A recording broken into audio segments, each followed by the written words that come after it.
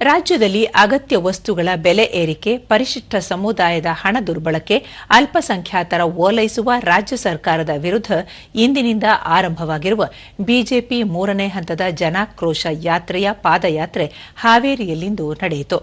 ಬಳಿಕ ನಡೆದ ಸಾರ್ವಜನಿಕ ಸಮಾವೇಶದಲ್ಲಿ ಪಕ್ಷದ ರಾಜ್ಯಾಧ್ಯಕ್ಷ ಬಿವೈ ವಿಜಯೇಂದ್ರ, ವಿಧಾನ ಪರಿಷತ್ ವಿರೋಧ ಪಕ್ಷದ ನಾಯಕ ಛಲವಾದಿ ನಾರಾಯಣಸ್ವಾಮಿ, ಸಂಸದ ಗೋವಿಂದ ಕಾರಜೋಳ, ವಿಧಾನ ಪರಿಷತ್ನ ವಿರೋಧ ಪಕ್ಷದ ಮುಖ್ಯ ಸಚೇತಕ ಪಿ ರವಿಕುಮಾರ್ ಸೇರಿದಂತೆ ಪಕ್ಷದ ಹಲವು ನಾಯಕರು ಉಪಸ್ಥಿತರಿದ್ದರು.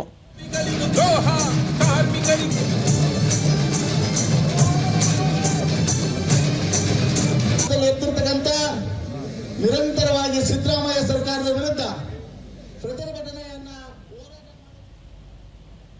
ನಂತರ ಬಿವೈ ವಿಜಯೇಂದ್ರ, ಮುಖ್ಯಮಂತ್ರಿ ಸಿದ್ದರಾಮಯ್ಯ ನೇತೃತ್ವದ ಕಾಂಗ್ರೆಸ್ ಸರ್ಕಾರ ಅಧಿಕಾರಕ್ಕೆ ಬಂದ ನಂತರ ಬೆಲೆ ಏರಿಕೆಯ ಗ್ಯಾರಂಟಿಯನ್ನು ಜನರಿಗೆ ನೀಡಿದೆ.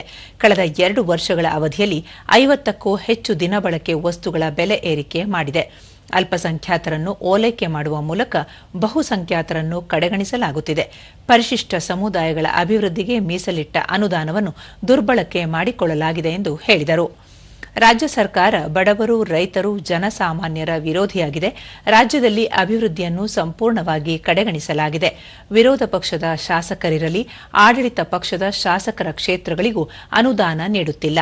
ರಾಜ್ಯ ಸರ್ಕಾರದ ಜನವಿರೋಧಿ ನೀತಿಗಳನ್ನು ವಿರೋಧಿಸಿ ರಾಜ್ಯಾದ್ಯಂತ 2 ಹಂತದ ಜನಾಕ್ರೋಶ ಯಾತ್ರೆಯನ್ನು ಯಶಸ್ವಿಯಾಗಿ ಪೂರ್ಣಗೊಳಿಸಿದ್ದು, ಇಂದಿನಿಂದ 3ನೇ ಹಂತದ ಯಾತ್ರೆ ಆರಂಭವಾಗಿದೆ ಎಂದು ಅವರು ತಿಳಿಸಿದರು.